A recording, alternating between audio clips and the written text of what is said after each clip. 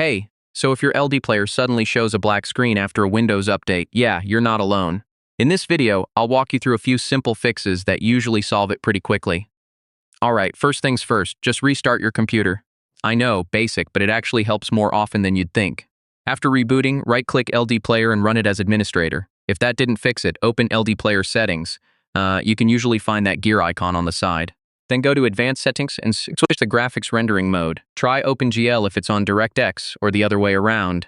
Next, this one's important. Make sure virtualization is enabled on your PC. You can check this in Task Manager under the Performance tab. If it says disabled, you'll need to turn it on in BIOS. Okay, so another common cause is outdated graphics drivers. Head over to your GPU manufacturer's site and install the latest drivers. That alone can fix the black screen instantly. If you're still stuck, try disabling Hyper-V. Just search Windows features in the Start menu, open it, and uncheck Hyper-V. Then restart your PC. Last option, if nothing worked, uninstall LDPlayer completely and reinstall the latest version from the official website.